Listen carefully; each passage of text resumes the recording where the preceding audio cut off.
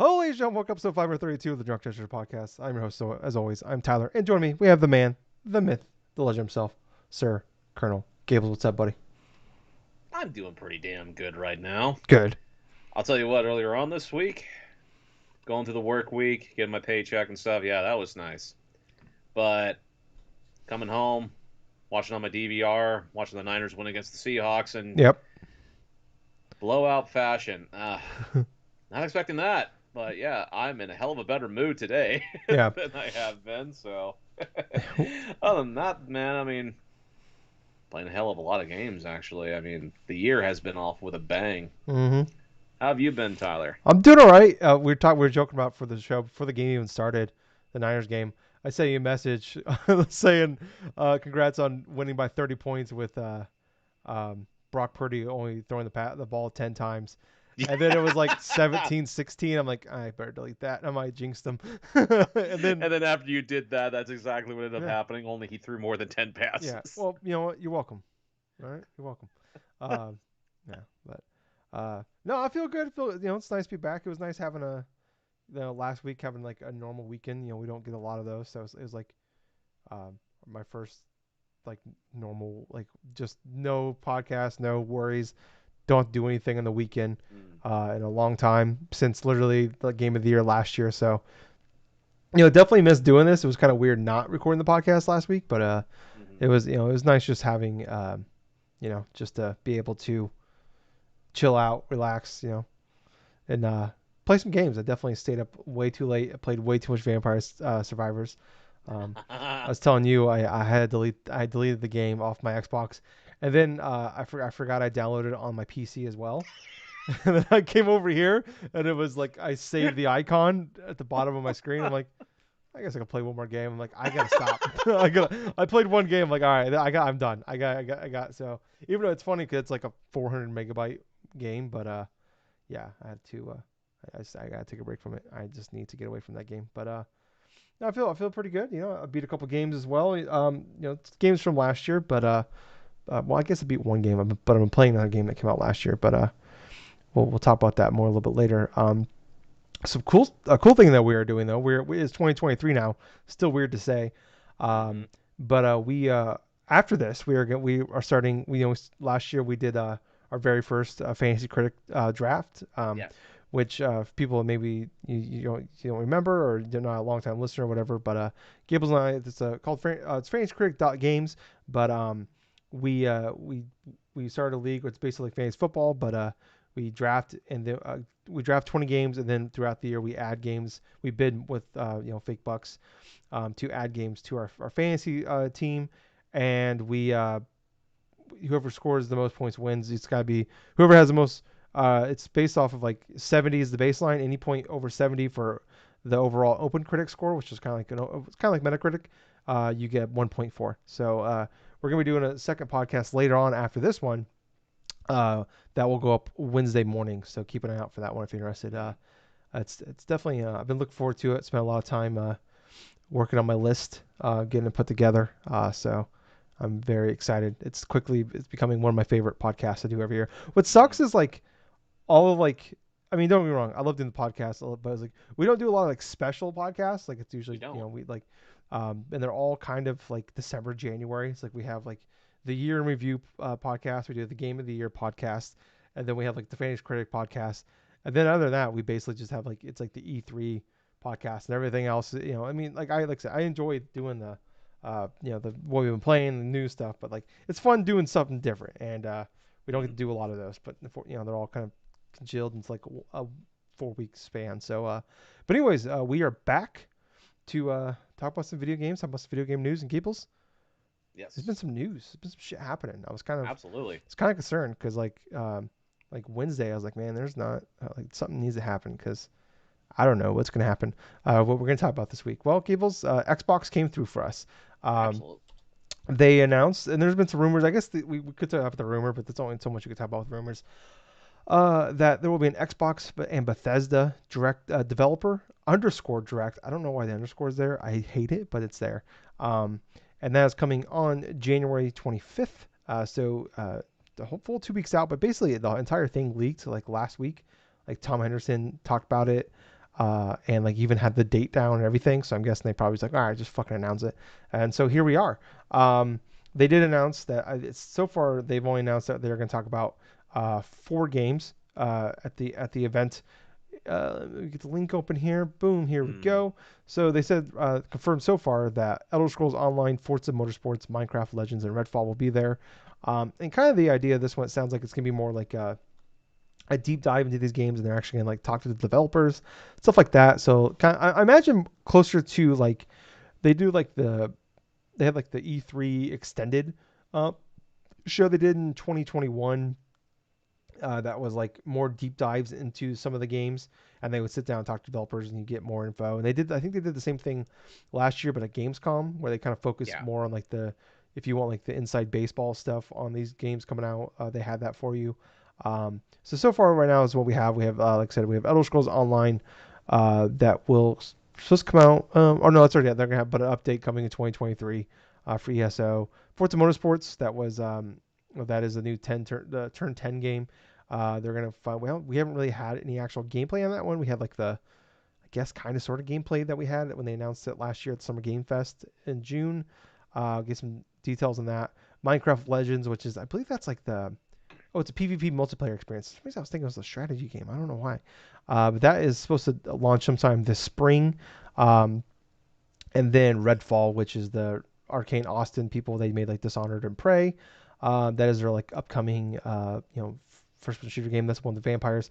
What's interesting, Gables, I was reading an interview that I can't remember who did it, but it was the director or something of Redfall, and we've Yeah. been talking a lot about how like they officially when they initially announced it a couple of years ago, like it looked like it was like a CGI trailer, and it just looked like, oh, it's Left 4 Dead with vampires.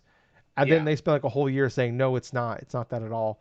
And then we finally got gameplay last year, and it kind of looked a lot like Red Dead, uh, Leopard Dead with vampires. yeah.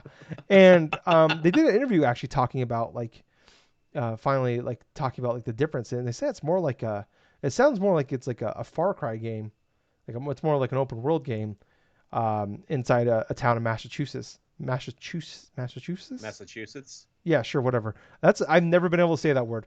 I'm very impressed people can do it. But anyways, it's gonna be happening in that state. But yeah, it's more focused on like customization and like in the open world and stuff like that. But you can have 4 player Hmm. co-op in there as well. But those are the 4 games announced. No time. They didn't put like a timetable how long it's gonna last as far as I can see here. But they said this is focusing on the games coming in the next few months. They didn't say. They did also announce that Bethesda game studio Starfield will have a standalone event later on. Oh, But I okay. mean, kind of like we've never had anything like this before, like from Xbox. We've only ever had like E3. Sometimes at Gamescom they'll do that weird how was the XO thing where it's like smaller stuff. But yeah, it's kind of a new thing, and it's thing I think we've all been talking about for years. Is like I can't wait, for them to start doing this, and I hope this. I'm kind of excited about this. But what's kind of your expectations for what we can see here? All right, so my expectations of this event, it's obviously kind of low, and that's in regards of not all of the games they're going to be showcasing this event I have much interest in. I mean, the Forza Motorsports thing, I think that would be interesting to see.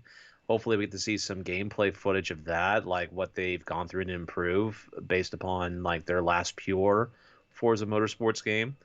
Redfall is the one I'm most interested in seeing, is because of not just the premise of it itself, though. But after that interview, the developer interview, saying it's more like a Far Cry, more like an open world style game, I'm kind of interested in seeing what type of array they're going to expand upon that. Because if I could just do it, like do that whole like game in regards to like a single player type of perspective and do it like an explorable thing, like in Massachusetts and stuff like that. I mean, okay, okay. Well, let's see how well this game is going to play. Yeah, Let's see how well it's going to do that way. Am I going to be doing the standard type of Ubisoft things to where I have to clear out this specific thing and then collect this thing, or is it something going to be uniquely different? And that's what I'm most excited to see from that one. yeah. So, what about you, Tyler? Yeah, I'm excited. I mean, like the Elder Scrolls thing doesn't do anything for me. Forza, like I'm interested in. Like, I just I talk about this with like Forza Horizon 5 that came out in 2020. It's like I really like that game. The game is incredible, but I kind of just wish that like we just got like a really good racing game that's not open world. Like I kind of just miss my old school like Need for Speed Underground stuff like that, and I would love to like kind of like have like a, a really good looking, well made racing game that is not open world. Like I, Oh you yeah, like know, a like linear racer, pretty much. yeah, like I just bring me those back. I know like there's like a lot of smaller racing games that do that, but I'm talking about something on the scale of like a Need for Speed or a Forza or something like that. So I'm kind Ridge of Racer interested. or whatever. What was Yeah, that?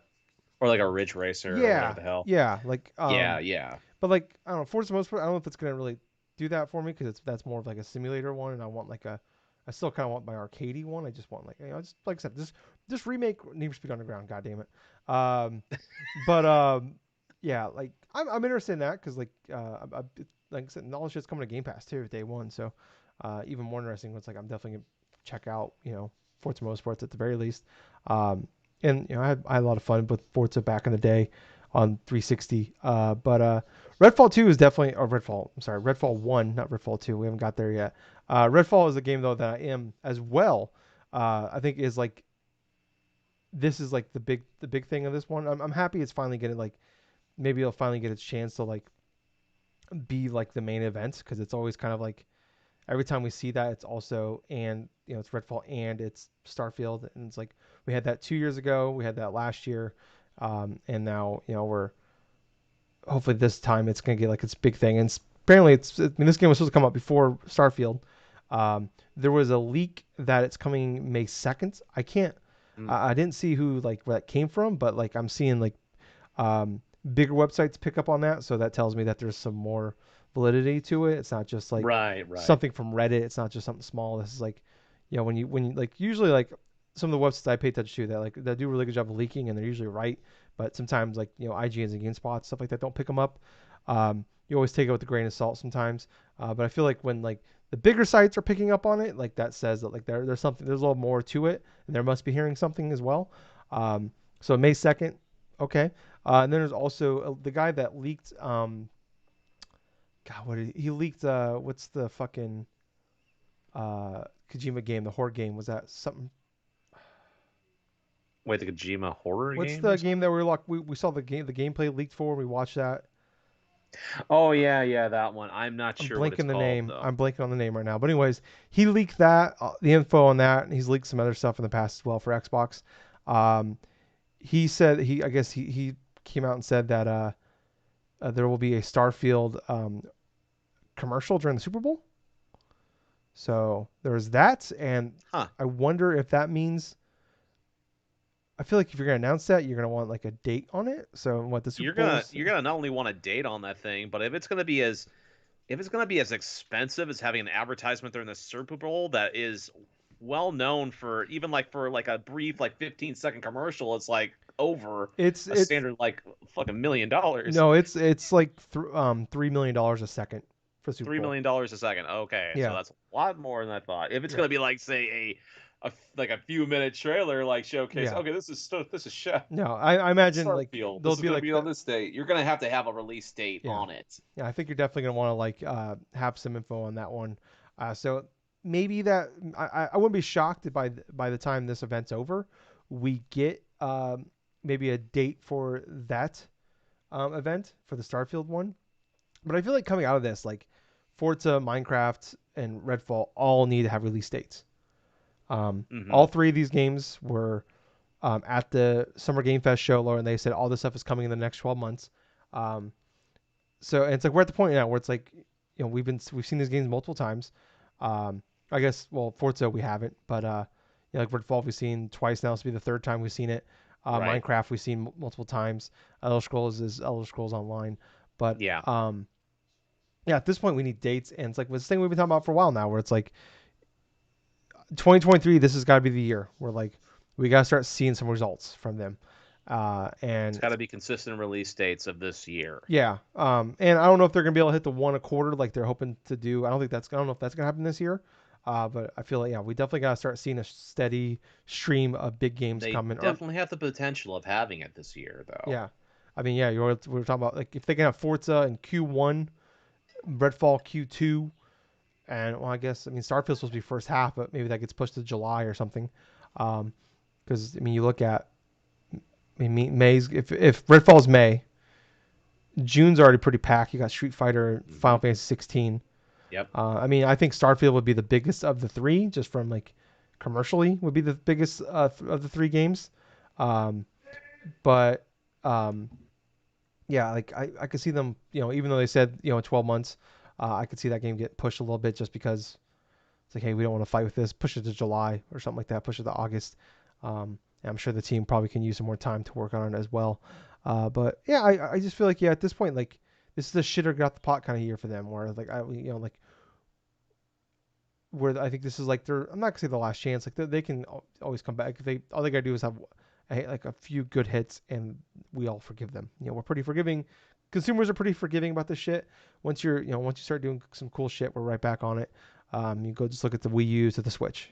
Where like the the hardcore is stuck around, but the majority people left, and then here they are on their back.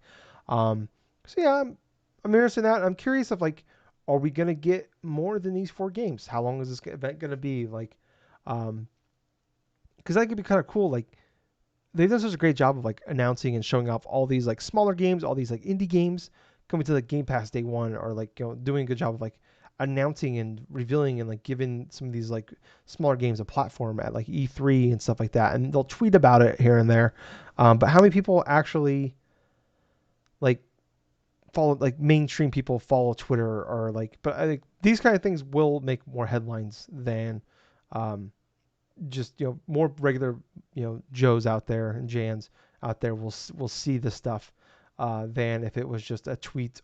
So like kind of like like where directs happen or state of plays where they can focus on a lot of games and like throughout the year and keep mentioning them and like keep them in your mind in the forefront. And it's like I think they'd be a really good job of like doing that with like all these games they show off and announce, but then we don't hear about them for a year, or we don't hear about them until like, well, now they're just out on Game Pass now, and here's a tweet about, or like we might see tweets, but like we're the hardcores, we're the people that are we listen to the podcast, we go on Twitter, we read the news, you're on Reddit, you're on wherever, you're on Discord channels, stuff like that. You know about that stuff, but the vast majority of people won't, and you're just kind of hoping that like people just like if it's a Game Pass game, people like are just scrolling through Game Pass and like, oh, what's this? And they check it out and they give it a chance. But like, if you put this out here, people are seeing it, and even like hardcore gamers, like there'll be games that get announced at these events, and I'll totally forget about half of them, 20 minutes after the show is over. But if you keep showing it to me, and keep making it so I can't forget about them, yeah, like Exo Primal, that weird Capcom dinosaur shooting game. They showed it off like 3 fucking times last year. I can't not think about that game because they won't stop telling me about it.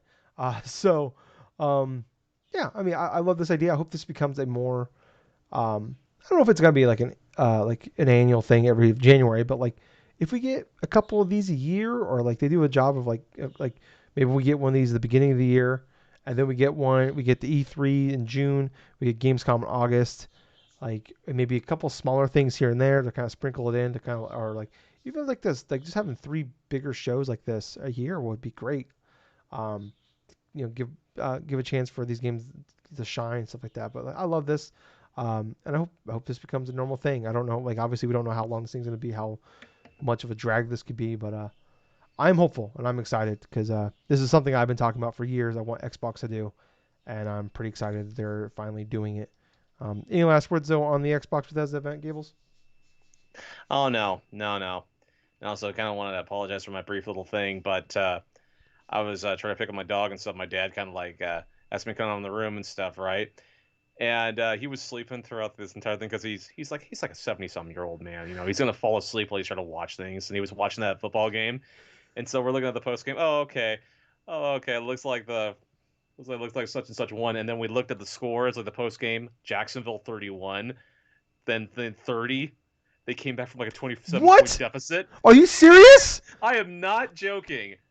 You and I are going to have to watch this again because Trevor Lawrence had like 4 interceptions the first half, and he's First quarter. literally the first quarter, and he had a touchdown before halftime, and they literally threw 4 touchdowns.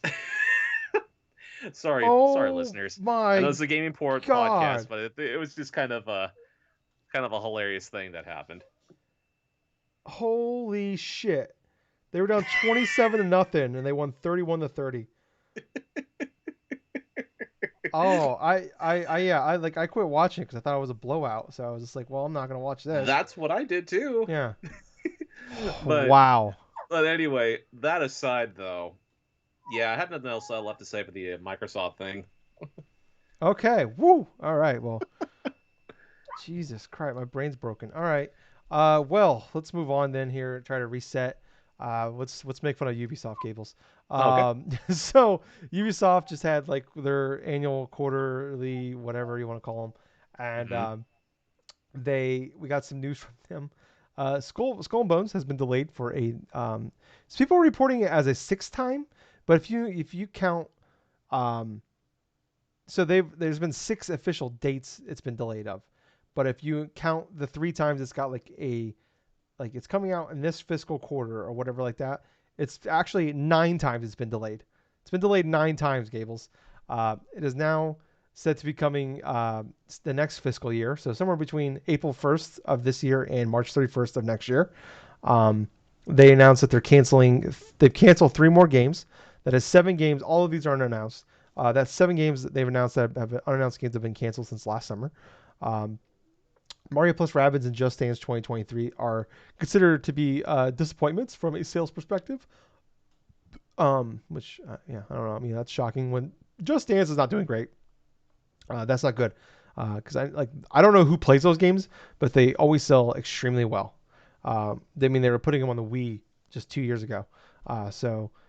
But also, Yves Guillemot sent an email out to the entire all their employees on Wednesday, stating, this is directly from the email. Today more than ever, I need your full energy and commitment to ensure we get back on the path to success. I am also asking that each of you be especially careful and strategic with your spending and initiatives to ensure we're being as efficient and lean as possible. The ball is in your court to deliver this lineup on time and at the expected level of quality and show everyone what we are capable of achieving. Um, Basically saying, uh, you guys need to fix this.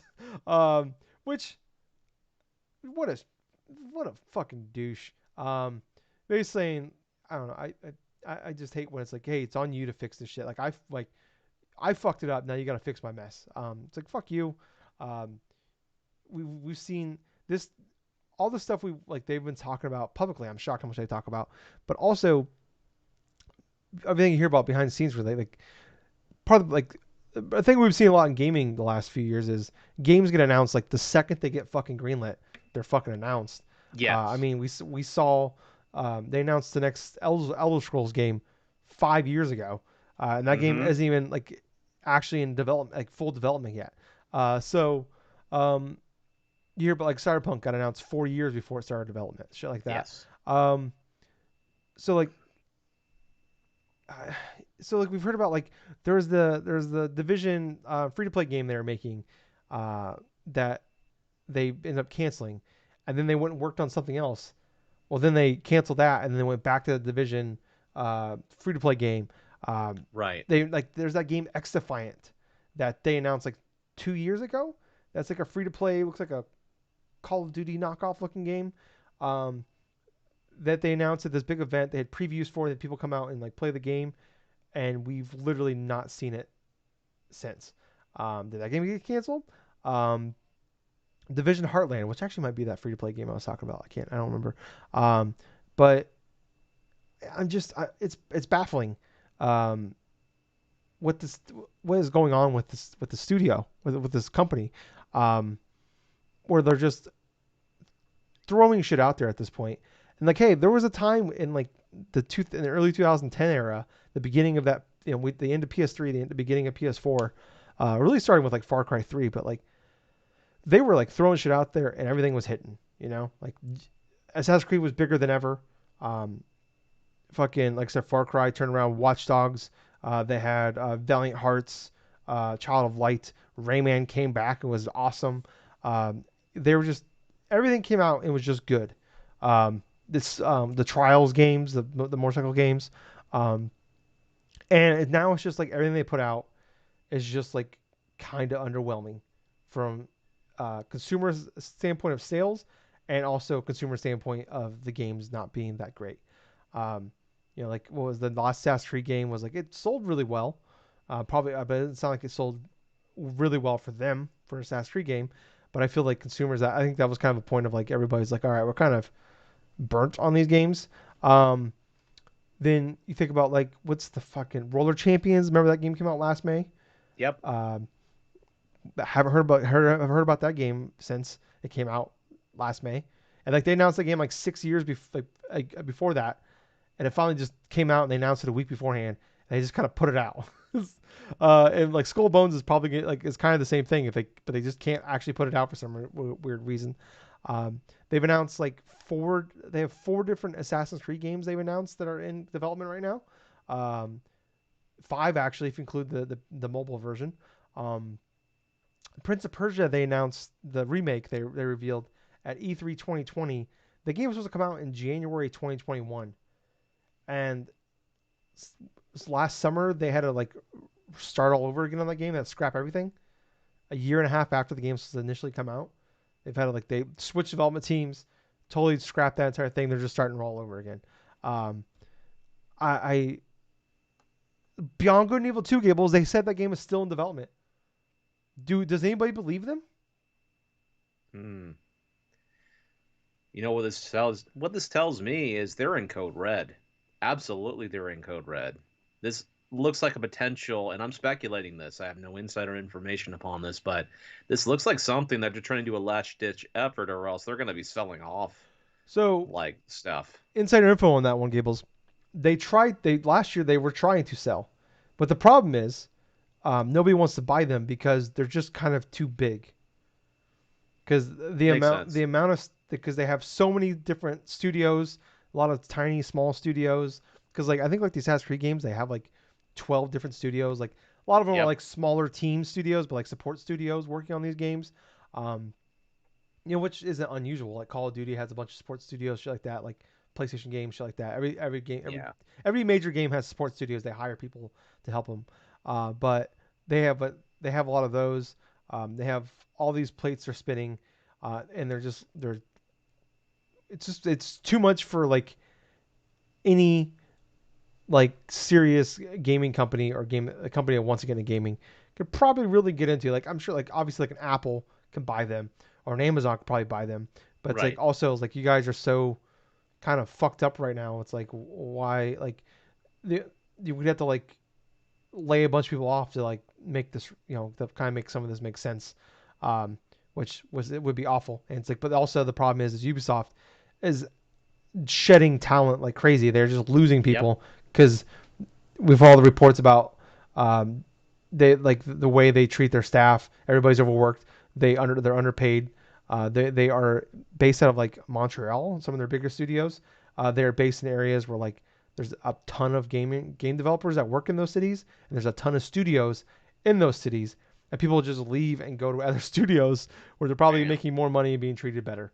And then like you see this email here where it's like it's on you guys to fix it, which is just to me like I've been in meetings where like things are bad at your job, and like management's just like, well, you guys need to fix this. It's like like how is this our problem? Like I've been in companies where like literally like you're laying people off, the company's going under, and they're telling us that we need to fix it. It's like like everybody's known the issues for a long time. Like the issues were here long before we started working here, and they've Hmm. only gotten worse. And you guys have been here the whole time, and you're telling me I gotta fix it. So like I've been there, and like obviously this is like this is not one to one comparison, but like it's a shitty feeling, and it's like just destroys morale even more. And so yeah, like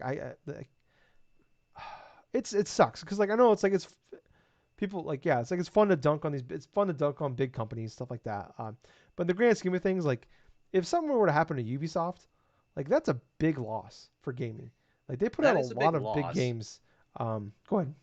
Well, yeah, like I said, like it is a big loss in terms of like the scale of what Ubisoft was at one point, to where they were one of the big third party Yeah. developers alongside Activision and also alongside like Square Enix and like all EA. these EA and stuff like that as well, where they had all these different games, all these different like well-known franchises and stuff, and now they're potentially looking into selling off some of their like intellectual properties and stuff like that to try to cut down some fat. You Yeah. know, that's a big swift and change like 10 years ago as opposed to now. You Yeah. know, it is mostly their fault though. I mean, Yeah. come on. Yeah. I mean, not just because of their whole issues with their management and stuff with Isgamo and all the other types of like bullshit that's been going on in terms of their workers and facilities and things that are not being called out and made accountable for, but also in terms of gaming decisions, you know, like some of the implementations of questionable marketplace stuff inside of some of their games, like with one of their Tom Clancy games, Yeah. their whole crypto marketplace or something that they Yeah. had going with Where that shit. they put like a little keychain charm thing on your gun on a first person shooter games that you couldn't actually see. That Yep. was an NFT. Yeah, like yeah, I mean, Yeah, that didn't make any sense. And at the same point, it was so laughably bad that hardly anybody wanted to actually get involved in buy inside the marketplace itself because yeah. it was that stupid. Well, and they But and they put it in that Splinter Cell game that was like the game that came out that was so bad that like remember they just delayed everything like 2 years ago. yep. They pushed everything back like a year. Um, and it has a guy that plays I can't remember, he's from Walking Dead. Um, you know what I'm talking Okay. about. He plays the Marvel character, the guy that shoots everybody. Punisher. Punisher, yeah, that guy.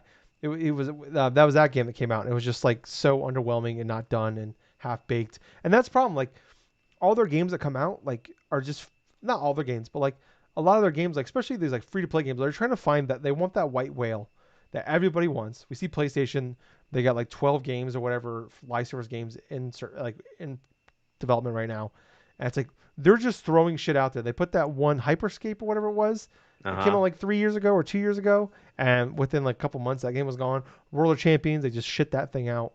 Um, they X Defiant, Division Heartland. They put out these games that are just like um, they just want to like hit so bad. But the problem is like we're all dumb consumers to a certain extent. We just want to see the cool shit and we'll buy the like here shut up, take my money. Like I mentioned, like you do like you can lose us real fast, but you can get us back real fast. Hmm. I made that example with Xbox with like looking at Nintendo with going from the Wii to the Wii U back to the Switch, where like everybody's on board and then everybody's off board and then everybody's right fucking back. Like we will come back as fast as we left. Um, but it's like it's just so many years of just like throwing out shit, and it's like we can feel when you guys don't like when the heart's not there, when like even you aren't like fully sold on it. Like it's been very obvious that they haven't been fully sold on some of these games. Um, and like And just a lot of live service games that they've put yeah, out just don't pander out to anything. You know, it's like they're so gung ho upon having multiple different live service mega style of games or whatever the heck they want to try to paraphrase it into these terms and stuff like that, these big heavy hitting terms or some to try to yeah, fill boxes and some stuff, you know, in order to get this all into place. But it doesn't matter how many times they try to do that, they don't fully execute on any of their live service games to the point where people do not want to invest long term because they have been burned by previous projects like the last major Tom Clancy like Ghost Recon game Blacklist or or something. Blacklist. Yes, it Is was that called it? Blacklist. Okay. They got burned on I that. can't believe I Yeah, remember all that that. stuff. Yeah, yeah. I can't remember the game of the Assassin's Creed game that I liked a lot, and you've never played, but you know the name of it. What's the name of it? Syndicate. Syndicate. Thank you. But I like that. I beat that game. You've never even played it, and you know the name of it. I don't. But I remember Blacklist. Jesus Christ. Oh my gosh. But yeah, you know what? It's just multiple prong of like bad miscues, bad PR stuff, bad management decisions and stuff that quintessentially ruined their upwards trend of what they've had like over 10 years ago now. And with Skull and Crossbones being delayed in 2023, like the late 2023, early 2024, that window, I'm pretty much considering that game dead at Yeah. this point Well, because it's they like, have to put it out, otherwise they have to give back Taiwan, I think. Like they have a studio they built in Taiwan, I believe it is. Um, and if because they got a bunch of like grants from the government, and if that Yep. game doesn't come out, they gotta pay them back like tens of millions of dollars. So that game Well, you know has to what? come out. It may come out though, but it's gonna come out dead. Yeah, I wonder if they're.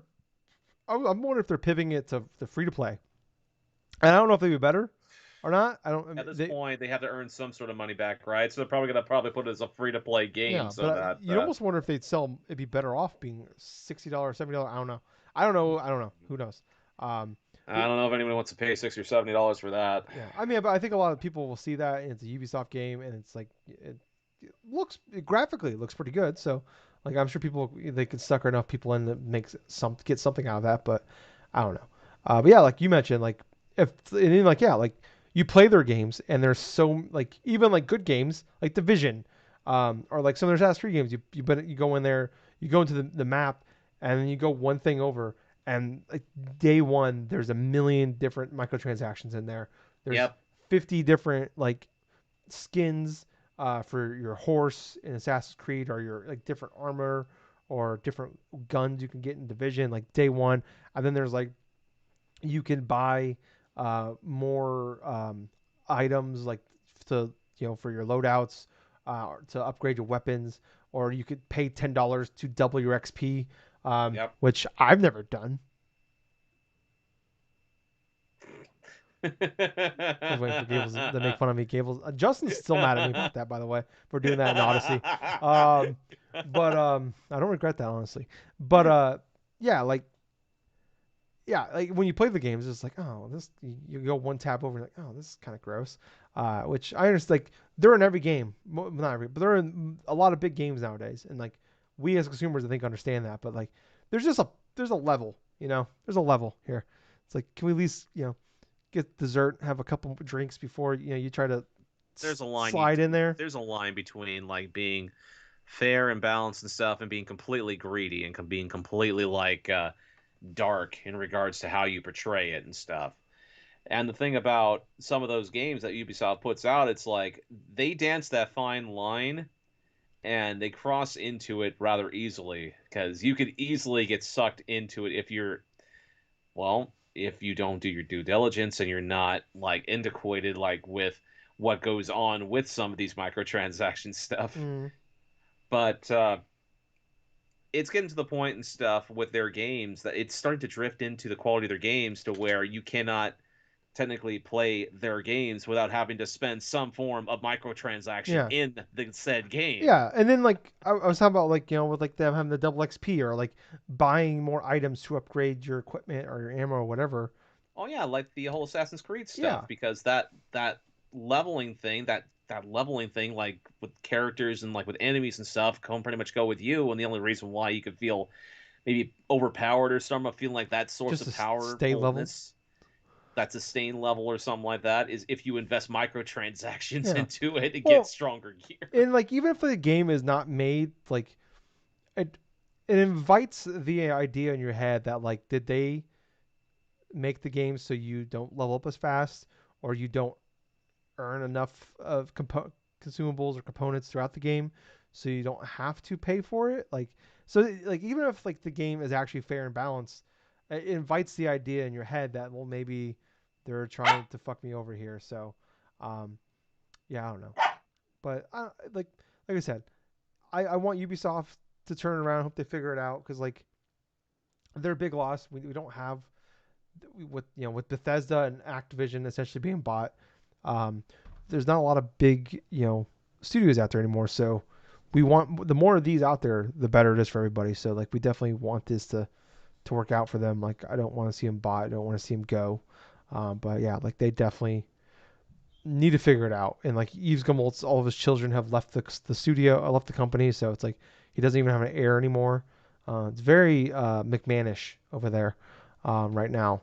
So, but Gables, we got a little bit of time here, so let's get into this here. I'm gonna do something here. I'm gonna bring this over here. We're gonna switch it up a little bit. So everybody, just bear with me for a second while I have a lot of plates I'm spinning over here. So I'm gonna put this, And we are going to share a screen. We're going to go heal. We're going to go bam. That's the wrong one. That's the wrong one. I don't want you to look at that. That one. That's what I want you to look at. So we are going to Gables together. We're going to look at Okay. the Game Informer list here. So if you are an audio listener, please Alrighty. bear with us as we do this. Give me a second here. Oh, you hush. God damn it. All right. Well, I'm in the wrong thing. Too much shit going on. Yeah. Too many. No, you're fine. Here. Game. Should have had this prepared. Informer 2023 release dates. Bam. Bada bing. Way easier. Boom. Done. All right. Here, I'll do a share screen with you, Gables. Give me a second. Okay. Bam. Done. Boom. All right. So. Okay, so we are going to look at here. Sorry for all that. So if you're an audio listener, bear with us. We are doing a. We're going to look at the Q1 release dates Okay. for 2023 as slated right now. Let's talk about kind of what we're looking forward to here. So we're kind of in. It's January 14th as we're going here. Um, but let's kind of start off here. Let's going through game. We're on GameInformer.com/2023. Let's start off here. Gables January 19th, coming to everything, but most importantly, coming to Game Pass. Okay. And what do we call Game Pass, Gables? The best deal in gaming. Goddamn right. Persona 4 Golden. Yeah. How we feeling? I feel that's a good game to invest in on Game Pass. Do you feel it in your loins? What's that? Do you feel it in your loins? Oh, I feel it deep. That's for sure. Oh, he does. Um, yeah. Oh. I'm kind of curious about that game. Kind of curious about that. I'm not gonna lie to you, Gables. I will say this, Tyler. If you ever do invest inside a Persona game, a Persona 4 Golden definitely is a good start. Okay. I might check that out. It'll ease you into it. All right. I like being easy into things. But to come out the very next day, January 20th, kind of a bigger day. Brand new game. Mm-hmm. Oh, Persona 3 Portable also comes to Game Pass on January 19th. Forgot Also a about good that. game. Yeah, I didn't realize Shimigami Tensei and Persona were the same thing. Yes, only like Persona is the spin-off series of Shinigami Tensei. Okay. All right. But January 20th, Gables, Fire Emblem Engage. How are we feeling about this one? I know you're like the biggest Fire Emblem person in the world, so. Honestly, it looks good. From what I've seen, I've actually rather interested in seeing what else is going to occur in regards to how it performs. Not just how it performs like on release day, but also in terms of how well it'll do in reviews. Because I'm not sure, because the game definitely has that homage stuff and like more or less resembles that to say like a Path of Radiance or like a on GameCube or even like Oh Fire yeah. Emblem Awakening and sort of that type of styling. I like how it's portrayed from the game footage I've seen of it the past couple of weeks and stuff. It definitely seems like it's comparable. Definitely seems like it's going to do pretty well. Yeah. Okay. I've seen a lot of mixed reactions to this so far what we've gotten. So I think a lot of people are just concerned. But also same day coming to Game Pass. Big 2 days for Game Pass. You got two Persona games, then Monster Hunter Rise also coming to everything, but also Game Pass as well. Um, I'm actually kind of want to check this one out just because never played a Monster Hunter game before, and I at least want to check it out. But and maybe I'll like it. Maybe I'll dig with it. But I'm look forward to that Wild Hearts more than that. But at least want to check it out. Um, but do you want to say something on that one? Yeah. Okay. But like I was saying, yeah. That Monster Hunter and stuff, I haven't really got too much into it, but Rise is a pretty good entry point as well into the series. Yeah. So I figure at least give it a chance if I have time because January 24th, Forspoken. Oh yeah, that's right. That game is coming out fairly soon. Yeah. I have no idea. Like I am like I feel like I'm trying to convince myself to be optimistic about this thing. Like I don't know if this thing is That's actually not good if you have to convince yourself to no. be excited about this game. I don't know. I feel like I'm almost like defending it when I talk about it to people. Like, and I have no idea why I'm defending it. Like I played the demo and it seemed pretty good, but I'm not like. I feel like that's one of those games like best case it's like it's gonna be like a sevens game, but also it could be like bad. It could just be bad. I don't know. I feel like at best this game is gonna be okay. But I like the gameplay of it. I like looking at it visually. It looks really cool.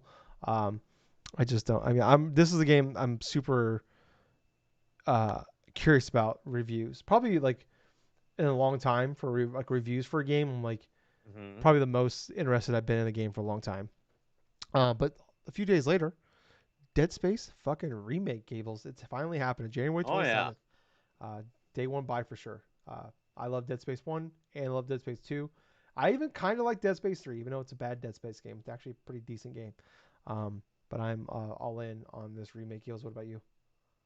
Honestly, I am kind of excited to see how well that performs. I want to see what they've changed from the original. I want to see if it's much more engrossing than what the Ishimura and stuff was originally Mm-hmm. in the game, Dead Space. And I hope it makes me want to pick it up. Yeah. Um, I watched they just put out a new trailer for that game, like the launch trailer for that game a Hmm. couple days ago, and I watched it, and it was just chills. Mm. I'm so pumped for that fucking game. Next up here though, Hogwarts Legacy, come out February 10th. I thought this game looked pretty good the first time we saw it, but every time I've seen it since then, I'm just more and more confused and less interested in this game as it goes. I just I don't know what's happening. I'm like, what is this game? I don't even know what this game is anymore. Um, then it has a weird like PlayStation, like there's a store or something. I don't even fuck. I'm so fuck. Right. The Switch port got pushed to August. Um, so and I mean it's been delayed I think 3 times in the last year. So who knows how this thing's gonna do? But yeah, but I'm not a huge Harry Potter guy, anyways. But I don't know. The first time I saw it, I'm like, this game looks pretty good. And I don't know. Just kind of curious about that one. I think it's going to Yeah, do all right. I think Hogwarts Legacy is going to do all right in terms of like its gameplay performance and stuff. I think it's going to get. I don't think it's going to be rated, reviewed like fairly highly and stuff because I still feel like there's just a lot of people that are just aimlessly like shitting on the game just because of like J.K. Rowling yeah. and some shit. But at the same time, I think it's going to be a I, good game. But like, it's not going to be like a upper echelon, say like a 85 to like 90 point game. I think it's going to be like maybe yeah. 75 I at think the game best. like from the big sites will review normally. Will there be a blurb in there about Rowling? Probably. I don't think that's gonna be a major issue, but I feel like, yeah, I think the smaller sites, um, probably just want if they have a problem with there or anything, they just won't review it. Um, I think what's gonna hurt that game more than anything is those Switch reviews. The Like, Switch reviews yeah, definitely will affect it, and that's probably why they're not. That's probably why they yeah, got delayed. but yeah, I don't know. I mean, I think they're gonna be like one of the probably at the end of the year, like will be one of the 10, 12 best selling games of the year because like it's a Yeah. huge IP. It's one of the biggest IPs in the world, and like Lego Star Yep. Wars, another WB game, is like I think one of the is like fourth or fifth in 2022 for the best selling game. So, um, Theater Rhythm, Final Bar Line, Gables, February 16th. You love that game on 3DS, didn't you? Was that I'm not good. Okay, yeah. Yes. Curtain Call was the game that I played through on the 3DS, and that was really fun. It was more or less the gimmick of the touchscreen and like the various notes and stuff you had to follow up on the touchscreen while trying to match notes and stuff with the D-pad. It was weird for a control style, but I loved the music of the game because it took a lot from the classic Final Fantasy games. Plus, it did have some paid DLC to where you could download certain songs from various Yeah. classic Super Nintendo They, games or other classic I think they've SquareSoft already announced like games. a season pass for this game. So, Yeah, I can understand that completely. But yeah, I'm interested in seeing how well that does too. February 17th, I mentioned it's already Wild Hearts. That's that Team Ninja. Is it Team Ninja or Koei Tecmo? I think Probably it's Koei Koei Tecmo. Tecmo. Um, but that's like their like EA is like publishing this game, but it's basically their version of like a Monster Hunter game, and it looks really cool. I'm excited to check this out. And Yes. what's cool is if you have EA Play or if like Game Pass Ultimate, this game should pop up like 3 or 4 days on there to play, and you can do like a 10-hour preview thing of to check it out. And I'm definitely gonna be doing that as soon as I can because I think the game could be really cool. Um, I think it's going to be a surprise hit yeah, with I'm people. hopeful. A game I'm also very hopeful for. Atomic Hearts. This is a game. A lot of people are comparing it to Bioshock. It's like based in like Russia. Um, It's coming out February 21st. It's a day one Game Pass game as well, but I don't know how well that game is actually going to do. Like it's one of those. It's just like a total wild card. Like, but everything I've seen of this game looks amazing. I mean, like I said, it's Hmm. coming to Game Pass, so I'm definitely at least gonna give it a chance. But I really hope this is a game I'm like actually like really excited to play. Oh yeah, Atomic Hearts. Atomic Hearts looks pretty decent from what Yeah. I've seen. Um, like a dragon, Ishin Gables. I mix up. There's Hmm. the man who something. There's the two dragon like the dragon games coming out this year, and Yes, there are. there's like a One is based remake. upon like the feudal Japan and Yeah. stuff like that, and the other one is based upon like the in-betweens of Yakuza 6 plus like the ones Yeah, after it it's and like a stuff. remake of one's a remake that was only it came out in Japan. I don't remember which was Hmm. which. I'm not gonna lie to you guys on that one. Um, Like a Dragon Ishin though, I think it looks pretty decent yeah. from what I initially have seen. It's basically like the style of the open world Oh yeah Yakuza yeah games and yeah stuff, but in feudal yeah. Okay, Japan. so Ishin is the Fatal Japan one then. Okay. Okay. All Yep. right. Like I said, I keep there's like the modern day one, the man who something. I mixed up. I didn't know which one was which. So, um, but let's move on here. Kirby's Return to Dreamland Deluxe, February 24th. That is like that late Wii game that came out. Getting ported to the Switch. Gables is I think it's going to be okay. I mean, it was one of the better Kirby games that came out for a while, and it was a surprise hit on the Wii because at that time and stuff, there really wasn't a lot of Kirby games that released on the Wii, but that one was a surprise hit for people because of the co-op feature of it. But there's no online co-op for oh this. I don't think that this is going to be doing as great, say, as what like Return to Dreamland was last year. yeah But I think it's probably going to be, I want to say, late 70s. I'm going to guess. I'm going to speculate for yeah that. maybe. I think this game will actually sell pretty well because people love Forgotten Land so Yeah. much. I think they'll be disappointed to find Yes. out it's actually just like an Absolutely. it's not like it's like they don't realize it's a remaster of like an old game. They probably think it's more Forgotten Land. Um, so I wouldn't be shocked about that. But yeah, I don't know. I'm sure the game will do fine. Um, Octopath Traveler 2 coming out also February 24th. Um, yeah, That's I'm not a right. yeah, Wow. but that's also coming to everything. That's actually not a Switch exclusive this time. Well, Yeah, it's not coming out on Xbox. every. It's Not coming Xbox. out. Well, that's a shame, but at the same point, yeah, I can understand the expansiveness of the multiple platforms of the release, because it sold well on Mm, the Switch because of the exclusivity yeah, and stuff. But on other platforms, it did yeah. It sell came to fairly Game Pass. I well. think it still might be on Game Pass. The first one. I think it still is on Game Pass. I think Yeah, I'm I not can't sure. remember. Next up, February 28th though. Gables, a big one for you. Destiny 2 Lightfall.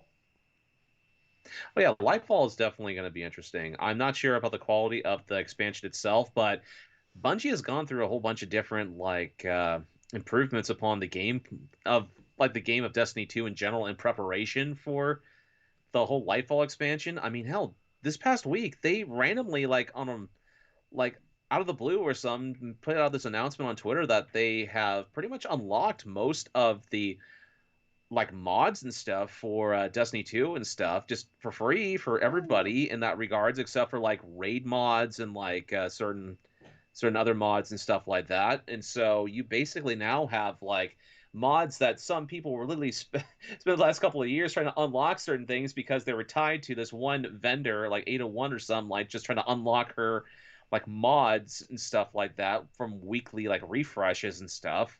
And now they got access to all these regular mods and stuff to try to make certain builds and stuff. But that's in preparation of Lightfall, which, you know what? I am kind of excited to see what Lightfall is going to portray.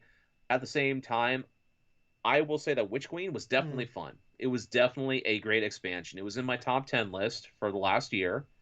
And for good reason, too, because it was a good, solid quality expansion. It delved upon different story aspects that were great. And I'm kind of expecting even more in regards to Lightfall and also in terms of what other type of core aspects of gameplay they're going to be changing, Bungie, because they've already changed a couple of long-term like Destiny 2 features that are much more accessible to everybody instead of just like for everybody that's been playing since day one, pretty much consistently Yeah. every day, and they're more aiming it towards they're expanding their horizons for people that maybe dip their toes into there like maybe a couple of weeks out of the year or a couple of weeks out of their things, or maybe during expansion time they'll come in and like maybe play like a month and that's it, which I do appreciate because ain't no way in hell I'm playing that Yeah. game every day. Gotta get those dailies. Oh no, oh no, that's how I get burnt out Yeah, quick. I couldn't imagine doing that. That just sounds like work. Um, Oh, try doing that in World of Warcraft. It was I'd work. rather have to line up and try to block Aaron Donald. Uh, moving on. Oh, that was Thank a you, good one. thank you. I'm not kidding. I would. Moving on though. Aaron Donald's like the greatest defensive tackle in all of football history. So people don't No know. doubt, he's Yes, excellent. first ballot Hall of Famer. But I would not want to fuck with that man. Just look up, type in Aaron Donald topless, and you'll see why. That's a big deal. Um, he's a beefcake for sure. Moving on here though, March 3rd, Wolong Fallen Dynasty. Uh, Oh yeah, that's like that Unreal 5 engine game. I think it's like one of the first Unreal. Wulong Fallen Dynasty. That's the one that I think that was made from I the. don't remember. Well, isn't that the game that was made from the Neo I developers? think you might actually be right. But it's like Because that one it was seemed like the kind of first game that we interesting. ever saw that was like Unreal Engine 5. Are you sure it's that one or Black Myth Wukong? Oh, maybe you're right. I'm I mixing those up. I think you're misinterpreting that game you were saying with You Black are Myth Wukong. 100% correct. I am. I can see how it's easy to get these two mixed up because they're both having the same moniker of It like is Team Wukong or Ninja whatever and the Koei. fuck. Oh, Koei Tecmo and Team Ninja are the same people. So it's Team Ninja's got Yes, two games yes, coming out in like 3 weeks because they got Wild Hearts and this. Who the fuck they think they, yeah. who It's do they think they weird. are? Square Enix putting out 16 games in 1 month. Yeah, I don't know. I think the game looks cool, but it's definitely like a. It's coming to Game Pass day one. Holy shit! I did not know Yeah, that. at least Yeah. worth a try. But that's like it looks very much like a Souls-like game. So there's a demo out there you can play. I've yet to check it out, but I don't know. I mean, did that one do anything for you? You're the Souls guy of the two. Well, that's the thing. I mean, oh, I'm interested in trying it out. I mean, hell, it's going to be on Game Pass and stuff. So when it comes out, maybe I'll just give it a download, just give Yeah. it a shot. Um. I might check it out based off people say about it, but But it really all depends upon like what games I'm going to be playing late yeah, true. February Yeah. and getting preparation for other big games in Yeah. March. This first quarter is pretty packed. There's a lot of really pretty cool games Oh coming yeah. out. A lot of potential this first quarter. Um, some more potential here. March 17th, Bayonetta Origins, Cereza, and the Lost Demon. That's that weird. Hmm. I don't even know what the fuck's happening in the game. I don't know what the fuck that game even is, and they're charging $60 for it. When I'm still baffled when you told me that. Still blew my mind's still blown about that. Yeah, that. Yeah, I can understand why it would baffle people because from the initial price point that they announced it as, I did not get the impression this was a full-on retail release. I thought it was like a Like a indie game 20 sort of $30. Okay, styling it's of only it. digital. I don't think it's coming to stores. Is it coming to stores? Let me look. I'm not too sure if it's coming to I'm stores, looking it up. Tyler. I have not seen any type of advertisements for the Uh, thing on like sites like Bayonetta. Amazon. What the fuck is this game called? Bayonetta Origins. I'm Bayonetta looking it up. Oh, it Origins. is coming. It is going to be a physical release as well. I see. Bayonetta 1 on PS3 is $60 right now on Amazon. What's Bayonetta $60? 1 on PS3. Is $60 Yeah, for a on? PS3 copy. Yeah. Um, Oh God, why? But yeah, I don't know. I don't. much more rare I have maybe. no Who idea what the knows? fuck that game is or. You know what, Gables? I'm just gonna say it. Bayonetta 3 was mid. I don't understand. It's Mid. mid. It's middling. It's a 7. It's a 7. The fact that game got is an Okay. 89 OpenCritic is baloney. Um, you give Callisto Protocol a 67, but we're gonna give Bayonetta 3 at 89? Fuck y'all. Don't get me wrong.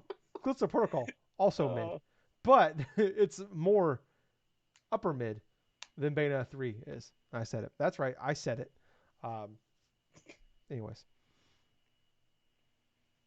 same day, March 17th, Star Wars Jedi Survivor. Okay.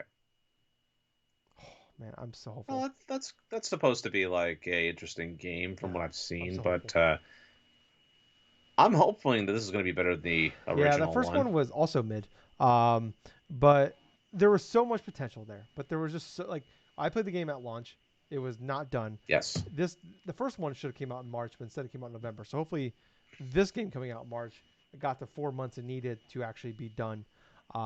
But it does concern me. Yes. EA putting a game out right before the end of a fiscal year always scares me. So I'm hopeful this game comes out and it's good, it's done, no major issues. Um, but just they just like the thing I said about the first game was they just try to take so many different things from other games, and but they didn't do a good job of like which is not a problem, but like they didn't do a good job of melding them all together. So I'm hopeful they figured out what didn't work and what did work. Um, take out the Uncharted 4 mudslide shit. You don't need to do that. Um, but yeah, like they try to make it a Metroidvania Souls like game with Star Wars, which honestly sounds Eh, fantastic.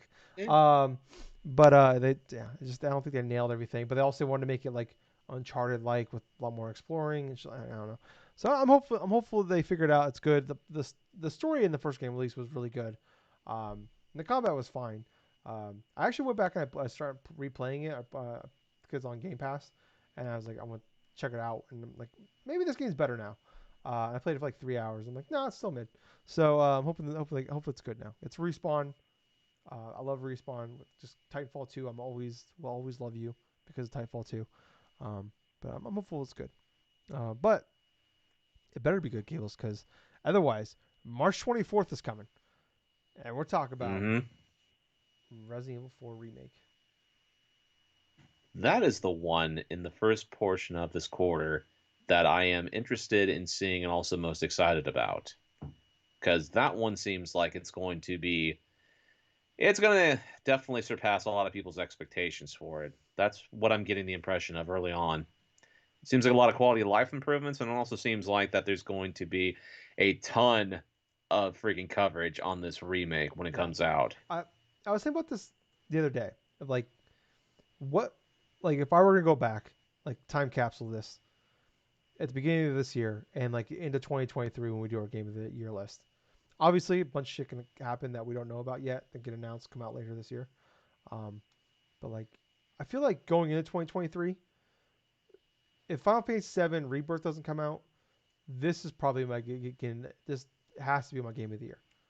That's where I'm at with this game. Right. Is like this will be surefire top five, top three, top one game of the year for Tyler. That's where my expectations are at. Hopefully it hits that. Maybe it won't. I don't know. But man, everything we see for this game just looks phenomenal, and I'm all in. So, Oh, um, yeah. but last but not least, March 28th, Crime Boss Rockay City. That's that weird game with like Danny Glover as Glove, Vanilla Ice, um, Kim Basinger, Chuck Norris, all those guys. They announce all the characters at Game Awards for this game, uh, But they but show no show zero gameplay. We gameplay. have no idea what this game is. I think it's like a heist game, like a payday uh, game or something like that, or like the Grand Theft Auto 5 online heist type of shit. Um, but we have zero gameplay. I think it's only like a $40 game, so it's not even a full price game. So this game just looks Mhm. like something that would have been a cool fun game that we all would have talked about and raved about. Like it's like a fun, it's junk food game in like 2008, but now it's 2023, and like it could be that. I don't think it will be that, but it could be. I don't know. Uh, yeah, I don't have high hopes for this no. game. It's kind of like with the whole Ark game that's going to be coming up with Vin Diesel. I Oh, don't Arc Two. trust it at Yeah, all. which is fine. They announced it like 3 years ago. We still have zero gameplay for that one. So, but Yep. yeah, that is everything we got right now for like gameplay and or for games with dates and shit for Q1. But Q1's looking very very good. The first half of this year is actually Absolutely. looking absolutely amazing. So let me try to get back here. There we go. Boom. All right, we are back to normal here. But yeah, that will do it for the news this week. So Gables, let's jump on over to what we've been playing. Do you want to go first? Or you want me to go first, buddy? Tyler, why don't you go first Okay, this give time? me a second here. I gotta do a time code here. But I have been playing really just like I've dabbled like last weekend. I was kind of like dabbling, like jumping through games, like see like playing some like Game Pass games, checking out just download some stuff. Like went back, played like Marvel Spider-Man, doing a new game plus on that one. I Right. actually beat the DLC for that one. I never beat the final DLC. Good. Very good. Super pumped for that. What was your favorite DLC from the initial Spider-Man thing that you Hmm. played? I honestly don't think I really liked it all that much. I liked the story a lot with Black Cat and stuff like that, and like the whole like pregnancy thing, and um, but I liked the stuff at the end with Yuri a lot, where you like there's the side quest you can do. Minor spoilers for that one. She's Yes.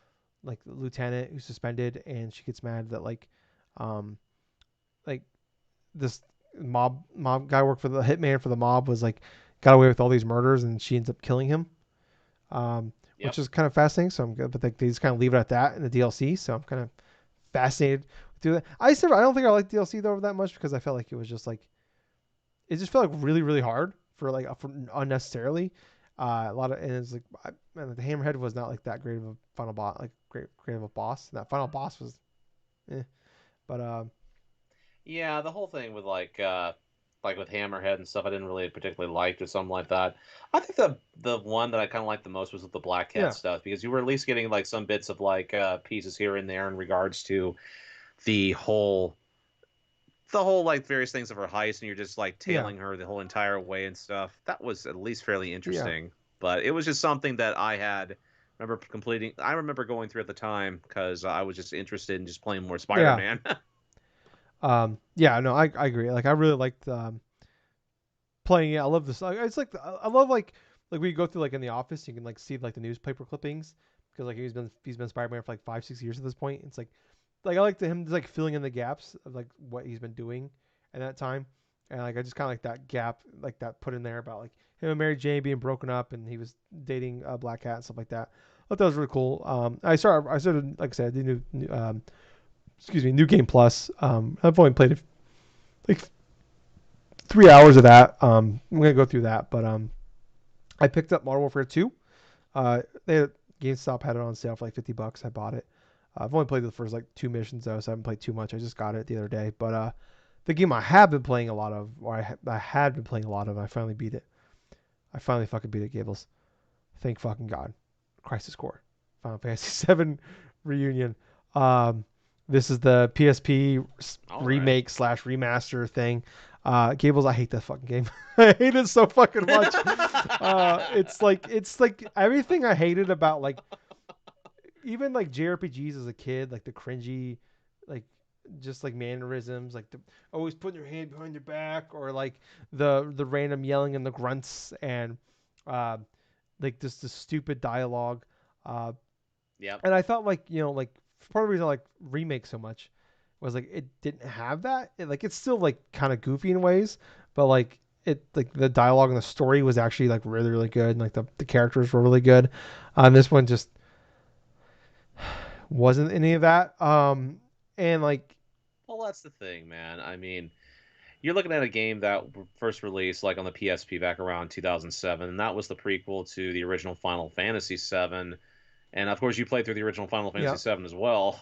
Now that I think about it, and what's interesting about that is like there are definitely some bit of refinements I've seen in regards to the game, like when it's played by different people and stuff like that. Like I watched some bits of the gameplay of yeah Maximilian Dude, how he was varying throughout that stuff, and throughout my own experience playing it back on the PSP back then and stuff, I had similar issues. I mean, I did like the combat yeah the portion of combat was it. fine. The cutscenes were pretty good and stuff. The end game of the whole game, I thought was my favorite part of that Yeah entire game.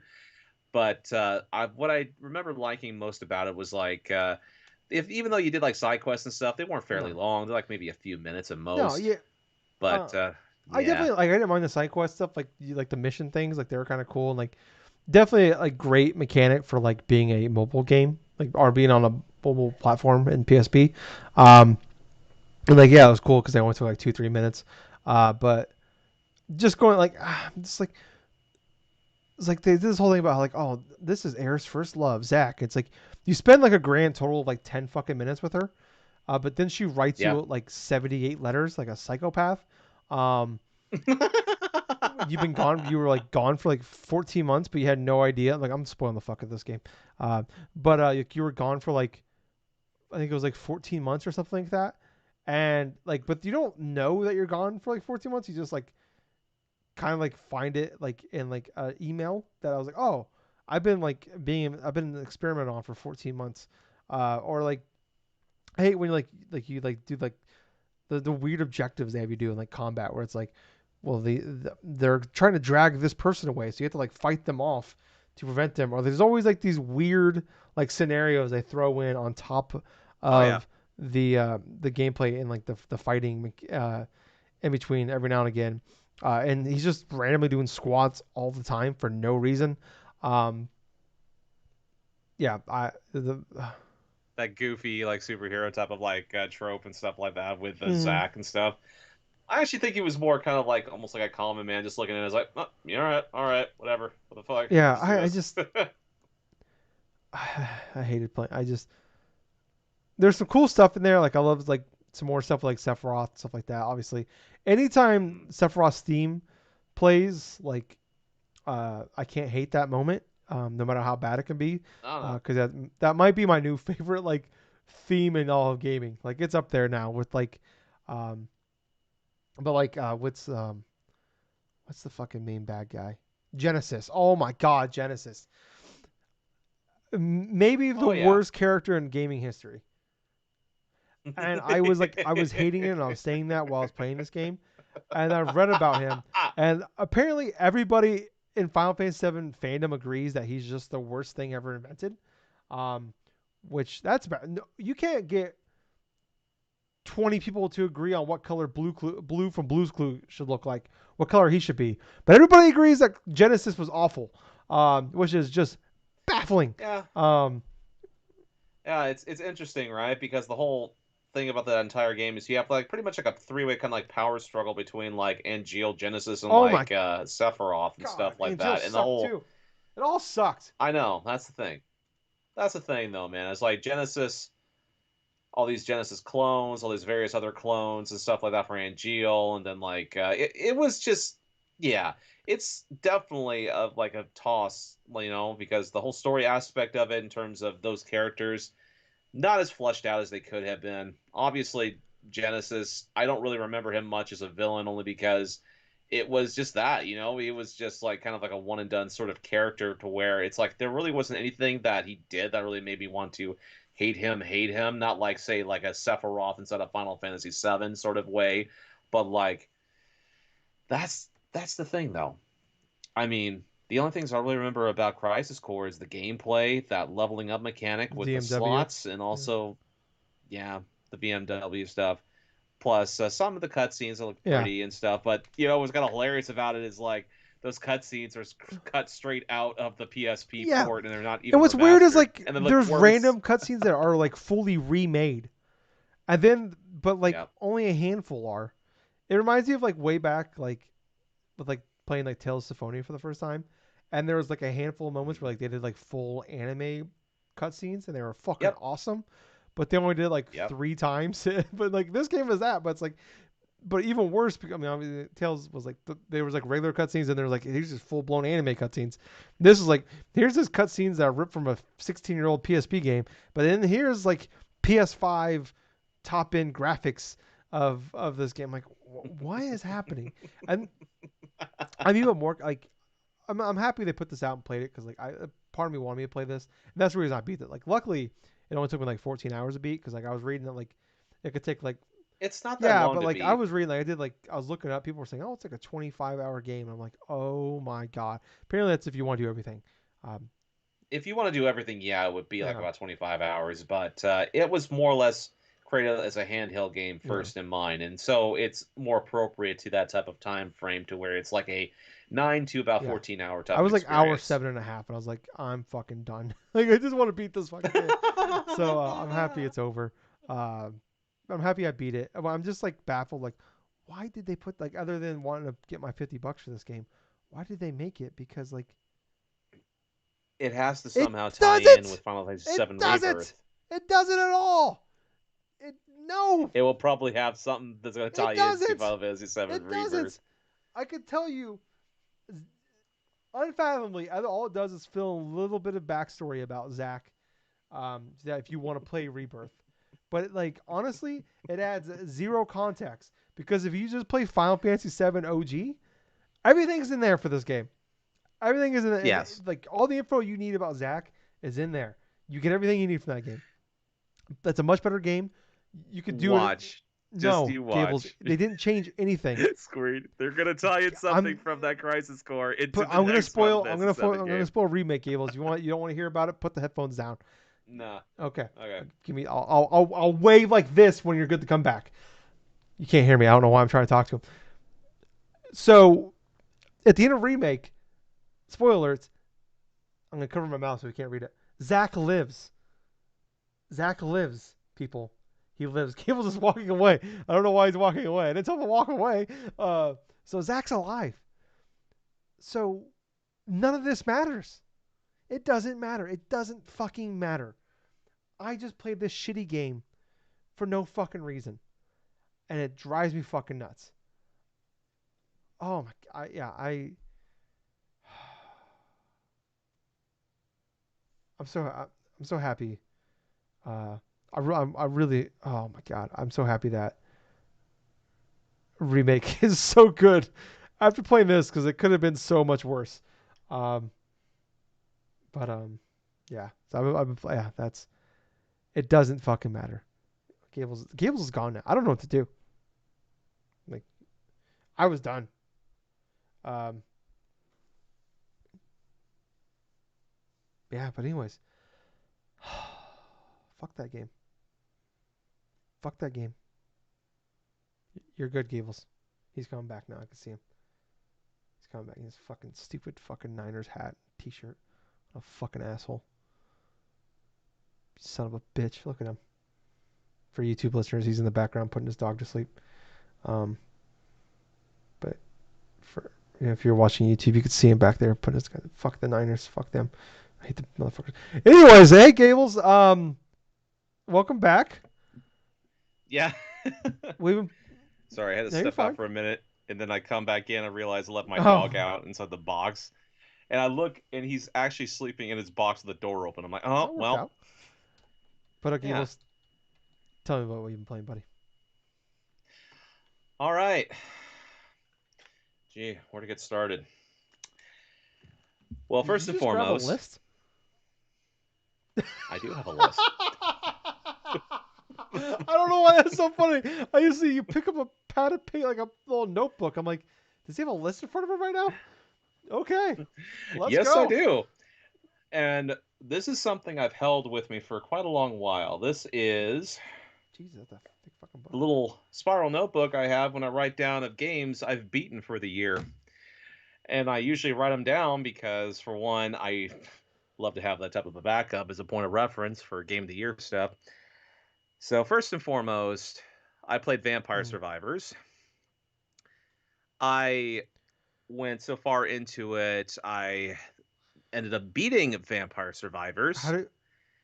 And here's the thing, I ended up beating Vampire Survivors of this thing. I actually got the end credits of There's that stuff. credits. And yes, there is credits.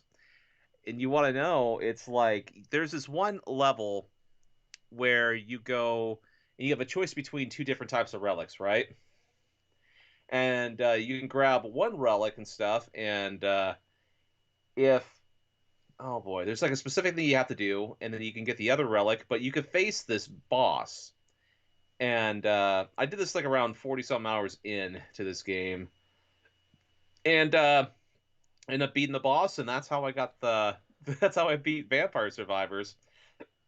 But overall, I went through a whole bunch of different things with the game. I didn't unlock every single character, but I did go forth and play through a lot of the various ones that had like achievements tied to them. I got the entire achievements for the regular I'm looking at it right game. now. Yeah. Did you buy the DLC yet? It's $2 fucking No, I dollars. didn't buy the $2. DLC. I know it's $2. I Son know of a it's two bitch. dollars. But yeah, I spent about 48 hours playing Vampire Survivors. In total, beat the game, got all the achievements for the main game, did not touch the DLC portion of it. It's one of those games where I played through it and stuff, and I'm going to set this down because I wanted to focus on playing on other stuff now. And what's interesting is towards the end of the year last year and stuff, I picked up a game. What? You put 48 hours in this game? I'm looking on Yes, the I did. Xbox app I right said now. that. Oh my god. Yes, I did. And that was from starting Christmas Day all the way up until like about late last week. So it's good solid 2 weeks. Jesus Christ. Okay. It was a fun ass game, but here's the thing about it: it's like later. Okay, the tail end of last year, the PlayStation Network was having a sale upon different types of games, and so there was one that was $4 that tied into something that I love very much, and that's fighting games. So there is this Samurai Showdown collection that's on multiple different platforms, and I picked it up for $4. And what this curtails is the Samurai Showdown games, like one, two, three, four, five, five special, and five perfect. So you pretty much get these entire Neo Geo like collection stuff for like a specific platform, say like for PSN or for Xbox or for Steam or for Switch or whatsoever. So I ended up picking it up for $4 on the PlayStation Network because I had a interest in playing through the Samurai Showdown games. I played through every single one, the arcade modes. And what's hilarious about it is New Year's Eve, I beat the original Samurai Showdown. That game's arcade mode is infamous for me because the gameplay of this fighting game is a lot different than some other fighting games. You don't do a lot of button mashing. You do precise strikes. You do a lot of patience and try to bait your opponent into attacking you. I think I've beaten this game once before, but that was through an SNK collection on the PSP back around 2008. I had the game on the Wii Virtual Console at one point, and I still do have it on my Wii U because of the transfer stuff. Like I pretty much have all my Virtual Console games I have, like through the Wii, still on my Wii U. And yeah, I'll tell you what, this was a fun experience going through like a retro like escapade through the Samurai Showdown games. Oh man, let's see. Out of the ones I've played through, let's see. I've played through and beat all the arcade modes of every single one of the Samurai Showdown games. So obviously 1 through 5 special perfect. The ones I remember the most here, let's see. Samurai Showdown 2 was definitely one of the ones that I liked the most. The visual style of it was beautiful, absolutely beautiful. This game came out like around 94, 95 ish on the Neo Geo console and also in arcades, and the the whole 2D animation of it, the character sprites, everything else, so hyper vivid and stuff. When you do like decapitations or other types of like end things with your opponents and stuff, it literally just goes through and just like that's perfectly good details in regards to like a lot of the actions, a lot of the other stuff. But I will say though, I think one of the aspects I really loved from playing Samurai Showdown 2 was just like the variety of characters that was inside of it, plus a lot of the difficulty spanned from the tail end of the arcade mode. Like the typical arcade mode in Samurai Showdown, you have to fight every single fighter inside of the game, including yourself. It's like a mirror match. So that was pretty fun. So all throughout those games, I played as Halomaru, which is like one of the key characters of Samurai Showdown. So I beat the original, beat the boss and stuff. It was fine, you know. There was a couple battles that kind of got me kind of bit frustrated upon it, like battling against Charlotte, one of the fighters in regards to that, which kind of looks like Charlotte the wrestler in real Huh. life. I'm not shitting you, dude. You look at Charlotte and she's like this knight and stuff like that with his lance and all this other stuff, and she reminds me so much of Charlotte Flair in the Hmm. WWE. But Samurai Showdown 2, there's this end boss that's called Mizuki. And she's more like one of those evil kind of channeler sort of characters and so this mystic sort of channeler and stuff that will steal your soul, do this, do that and stuff. and she's kind of creepy, kind of like all this other stuff. But she was very fun to play against. But I think my least favorite Samurai Showdown game from what I played, I have to give it to the Samurai Showdown 5. Because 5, there wasn't even like little bits of blurbs of like text or anything after like after each battle that you had with fighters. It would just cut into like the next battle. And there was like certain things that felt like they were kind of cut out and stuff like that that really kind of diminished the experience. Even like when you beat the final boss of the arcade mode, there really wasn't much of a grandiose sort of like thing. But with 5 special, and I think 5 perfect, you couldn't get the real ending to the arcade mode unless you did a specific move to the 4 boss characters to ended up like finishing them off. So for Haomaru, I faced off against one of the bosses, right? And that's where my run ended. And I'm like, why is the game over? I mean, I beat this guy. I pretty much did save states and stuff all the way through, and I didn't lose a single round. I looked it up online. It's like, oh, I have to do this cinematic sort of like Hmm. finisher, and it I have to do like a quarter circle to the left plus an attack button, and that's exactly what I did, And it's like this big old grandiose sort of like execution, sort of like attack and stuff, and you have to do it on all 4 of the bosses and stuff in order to get past and beat the arcade modes for those 3 specific games. But yeah, the Samurai Showdown games are pretty fun. Absolutely a blast to go forth and play. They have save states. You can go forth and mess around with certain things. But other than that, though, let's see. There is a couple other games that I have played, but excuse me for one Okay. moment. Gables is walking away here. Pause the recording. All right. Well, I paused the recording, so that shouldn't affect anything. I can't believe the fucking Jaguars came back in the game, though. What the fuck happened? I don't understand. I gotta read about this. Huh.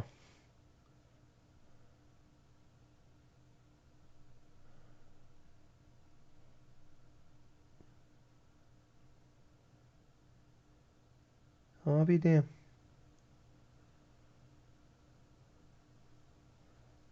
That's crazy.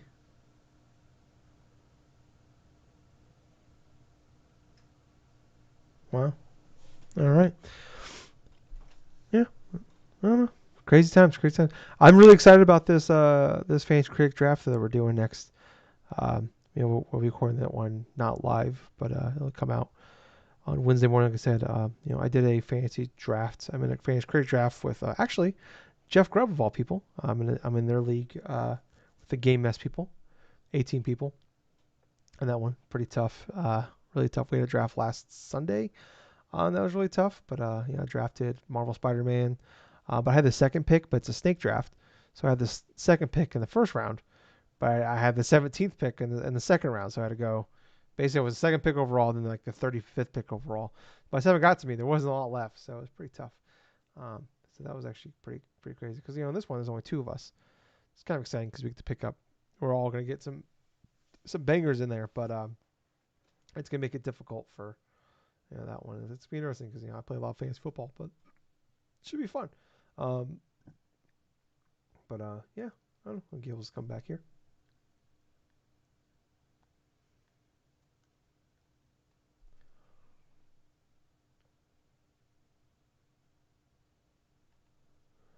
All right, Okay. I'm back. Had some family stuff. Anyway, so that goes on to the next game here. I did follow a recommendation you had for me for Super Mm. Kiwi 64.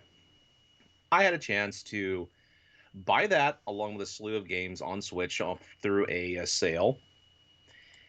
And I played through the entirety of it, and I did complete the game. Super Kiwi 64 is a pretty fun little light experience. The game's okay. It's definitely inspired that to like the N64 games like Banjo-Kazooie, and it even has some key references to specific things inside of Banjo-Kazooie in one of the Mm. secret levels. There's like a little cart. There's like actually a little stop and swap key, and also like a little N64 cartridge that's hidden inside the game. So that was fun. Each level was was different in regards to the explorations in terms of collectibles and that stuff. I like the ideas that they had for some of the explorable worlds.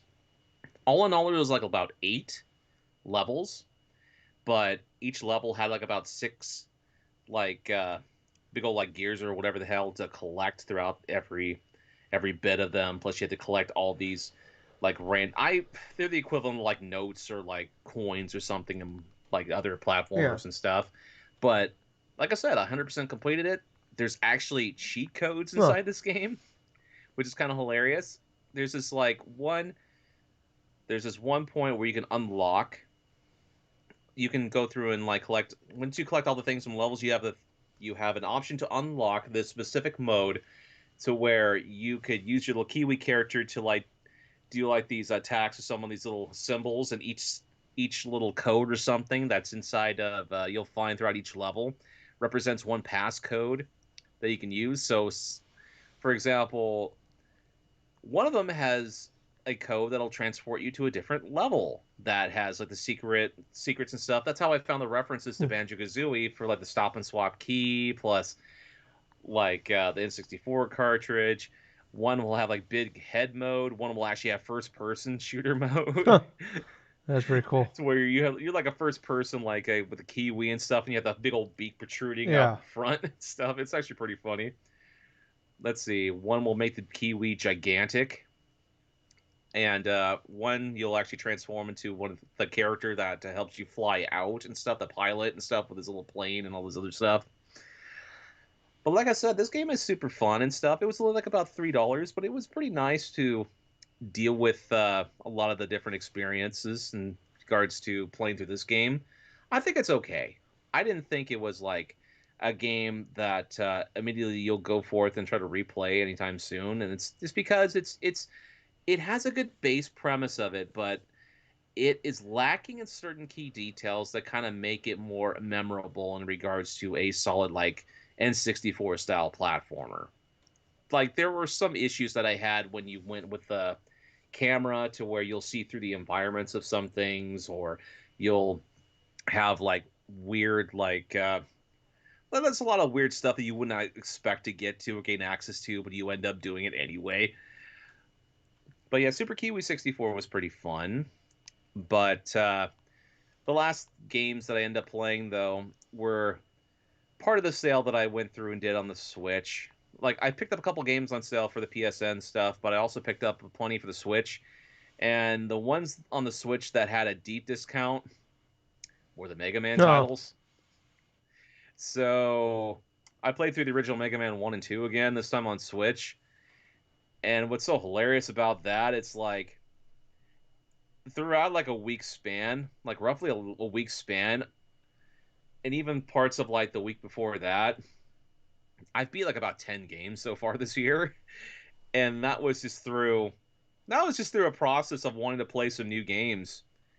And Mega Man 1 and Mega Man 2, I've played through the games different times before on different platforms through GameCube, through Wii, through freaking oh god, PS4, and now like on Switch and stuff. They're just fun handheld Yeah. games. I mean, literally you could just take these ones on the go, and that's pretty much the most appealing thing about it. You know, having a lot of these Mega Man games now on my Switch, where I've already had like the Mega Man X collection, like the first part of the Mega Man X collection and stuff on my Switch already, and like getting the original games, playing the first two. What's hilarious is when I went through the second one, Mega Man 2, I started off with Bubble Man first. Bubble Man is like one of those characters. Is one of the few, one of like maybe two characters I'm very comfortable with just beating with like the normal power up of Mega Man. Because I usually go Metal Man first, and then I go like in a different pattern and this and that. But by doing Bubble Man stage first, I can actually go to Heat Man and all of a sudden go like to a different type of stuff, like another level after that, like out of sequence for me. And so the last Robot Master I ended up facing was Woodman, which is hilarious because I never used his he never used his power once throughout that entire playthrough, because it basically acts as a shield, right? And I don't really use Woodman's shield that much, but through the later parts of the Wily stages, that's when you're going to be using a lot of these power ups. like Crashman, for instance. There's this one dedicated boss to where you have these 5 like laser beams, right, that are decorated throughout the levels, but you also have these breakable blocks that can only be broken through Crashman's ability. So you have to do a multitude of balancing. Okay, if I go into my separate costumes for like special like one, two, or like one or two, where it just creates like no, like actually no, one or three that creates these special platforms for me to get higher, I don't have to break some of these blocks because you only have a limited amount of Crash Man's like power in order to use to destroy this boss. Meaning, if you run out upon the last enemy, which I did a couple different times, yeah, you're not going to beat this boss. So I end up having to repeat that a couple different times for that boss. But yeah, that one was something that I found kind of interesting throughout this playthrough. The one with the big old dragon, that the first Wily stage where you get chased by that dragon and stuff. I had to literally try to test and find out which weapon it was weak to, and it was Quickman's boomerang. That was the one that got it down quick.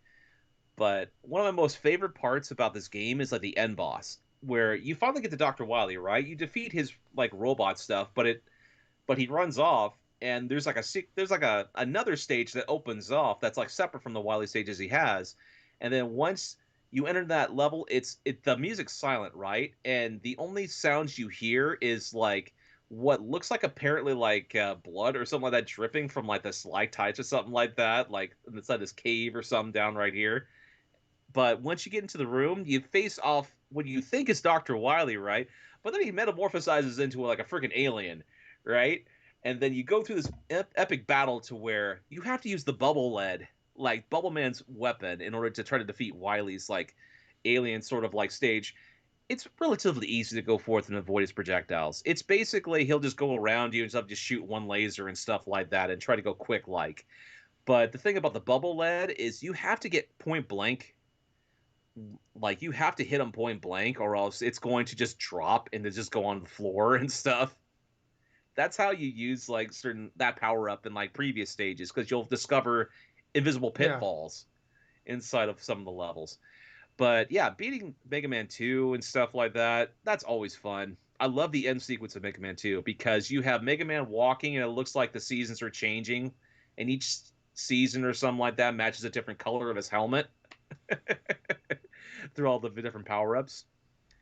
But yeah, I want to see where this little Mega Man escapade of mine is going to be going off to, because, like I said before, I did get a lot of Mega Man games, and how many did I get?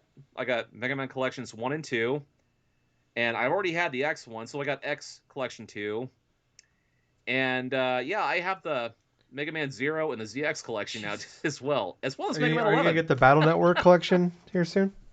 I may do that Yeah. in April because I've never played those games before, and I have some interest in playing them since they were only Game Boy Advance Well, wasn't exclusive there that one that games. was on like GameCube that came the Battle Network game on GameCube?